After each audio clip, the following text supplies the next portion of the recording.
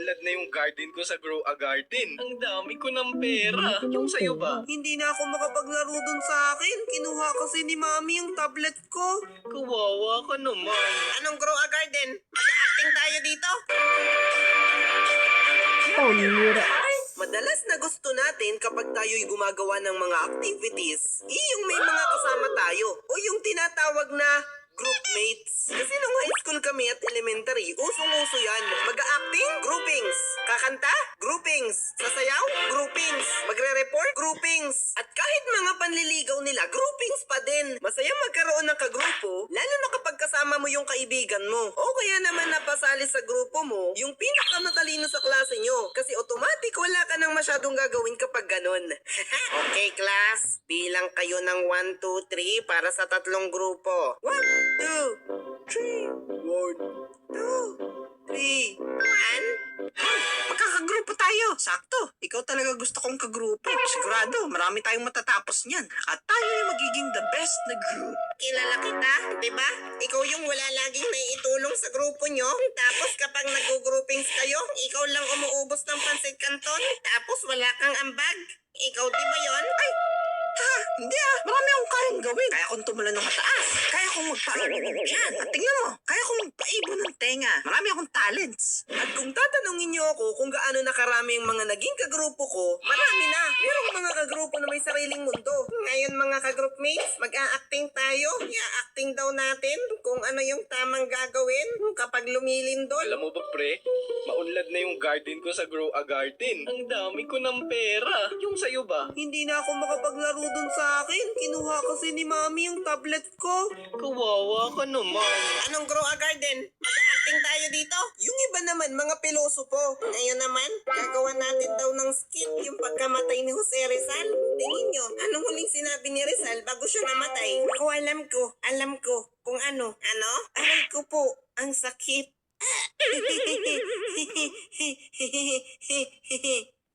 Meron din naman tayong mga kagrupo sa school na isang beses mo lang makikita at sa susunod na araw hindi na siya sisipot. A-absent na siya ng a-absent at kapag magpe-present na kayo, saka siya lalabas at sasabihin, "Uy, dali, bigyan niyo ako ng script dyan. Baka meron kayong script. Kailangan may grade din ako." Ha? Saan ka nang galing? Naubusan ka na ng part. Yung para sa'yo napunta na kay Cindy. At ang kalalabasan niya, magiging tagahawak na lang siya ng Manila paper na i-report nyo. Minsan 3 pa sila na naghahawak dyan. Like, sobrang bigat ba ng Manila paper na yan? Higpitan nyo ng hawak. Baka makawala yung Manila paper. Noon nangyari na rin sa amin, yung kami na mismo yung pinapili ng teacher namin kung sino yung gusto naming kagrupo. At dyan madalas nangyayari yung magkakabarkada, yung magkakagrupo. Okay, pili kayo ng mga kagrupo nyo. Dapat 4 na miyembro sa isang grupo. At dito madalas nangyayari yung tampuhan. Uy, Tuni, sali na ako sa grupo mo Magkakagrupo tayo, magtotropa. Siyempre, akong pinakamalapit mong kaibigan sa lahat nung inilibre kita ng kikiam, ng baseball, tsaka ng turon. Ikaw ang inaalala ko noon. Kaya dapat ngayon, piliin mo akong kagrupo. Tuni, naaalala mo noon? Ako yung kasama mo noon. Nung tumae ka sa klinik, hindi ko yan pinagkalat sa iba. At walang ibang nakaalam noon. At yung crush mo, hindi ko pa rin pinagsasabi kung sino. Tropa tayo, di ba? Tropa? Kagrupo mo ko Tuni, pwede ba maging kagrupo kita? Oo. Hala, paano si Lemon? Tropa natin yan, di ba? Oo nga. Hindi na natin isasali? Hindi, okay lang. Okay lang naman ako. Kanya naman kayo. Iiwan kayo. Ma'am, pwede pong 5 sa isang grupo? Oo, kapag wala na siyang mapuntahang grupo. Yay! Mga pare! Isang araw din noon, hinabol si Tuni ng dinosaur sa panaginip. Tulungan niyo ako! May nakikita akong taguan! Bilis! Masyadong maliit yung pangsara. Pindutin mo yung like button para lumaki. Kunti pa! Balik sa kwento. May naging kagrupo din ako noon na chill lang palagi at ang paborito niyang sabihin, relax ka lang pre, huwag kang mag-alala, okay lang yan. Hindi naman tayo papagalitan nun si ma'am, mabait naman yun. Itago na lang natin siya sa pangalang George. So itong si George, easy go lucky palagi. May pag-groupings? Relax ka lang pre. Napaaway? Relax ka lang pre. May essay na pinapagawa si ma'am? 2,000 words? Relax ka lang pre, madali lang yan. Examination na kinabukasan? Relax ka lang pre, mini mo na lang tayo. Tatawid ng kalsada? Relax ka lang pre, hindi ka naman mapapano dyan.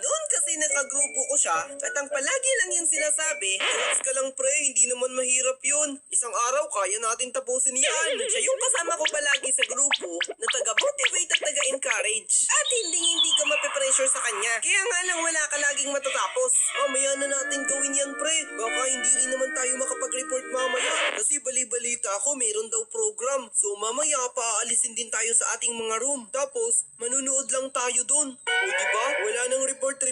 Sigurado ka? Oo, sigurado ako. Baka hindi. Sigurado ako doon. Okay, class. Magre-report na tayo. First reporter, Tony and George. Isa pang karanasan ko sa pagkakaroon ng groupmates, madalas merong meet up yan. Mga ka-groupmates, makikita tayo sa plaza, 9:30 ng umaga, at tayo ay magpa-practice ng sayaw. Tapos pagdating nyo doon, practice naman kayo, oo. Mga 30 minutes, ganyan. Tapos sasabihin ng iba, okay na yung sayaw natin. Maganda na yun para sa akin. Baka kapag nag-practice tayo ng nag-practice, baka lalo pang gumulo at pumangit. Kaya kung ako sa inyo, pahinga muna tayo. At yung 30 minutes nyo na practice, magkakaroon ng 3 oras na pamamahinga. Yung iba nagse-cellphone, yung iba bumibili ng kung ano-ano sa tindahan, yung iba nakikipagkwentuhan, at yung mga lalaki nangulikta na ng stars sa ML. Welcome. Kasi may nakunikan daw sila na wifi.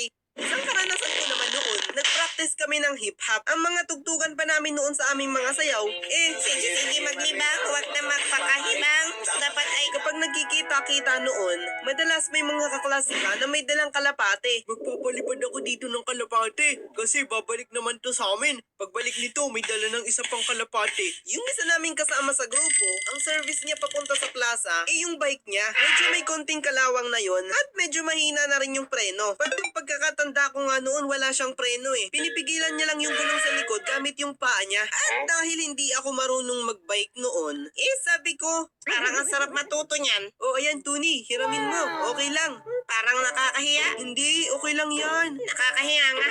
Alukin mo pa ako ng maraming beses para pumayag ako. Sige, kung ayaw mo di wag. Pahiram na pala ako.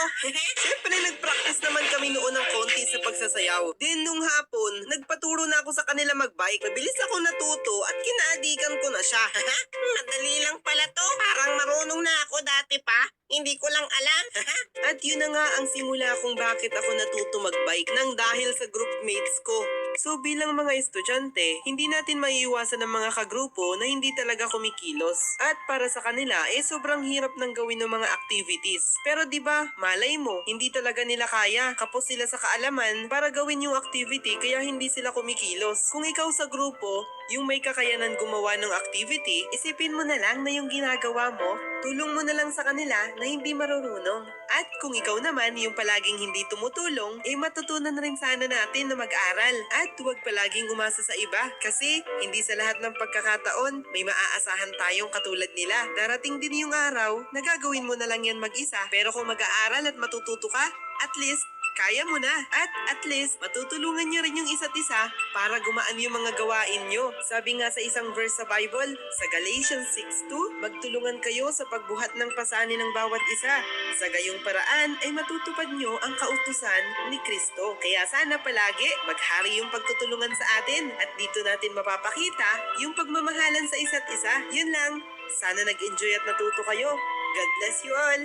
Oo nga pala mga ka-Dino, salamat nga pala sa mga nakakulab natin na sina paring Jello Animation and Vince Animation. Siyempre ni-reach out ko yan sila para makakulab natin. Siyempre pumayag ka agad yan. Sabay sabing, sige, anytime Tony. Gumagawa din sila ng mga animation contents katulad natin. And yung link ng kanilang channel nandyan lang sa description.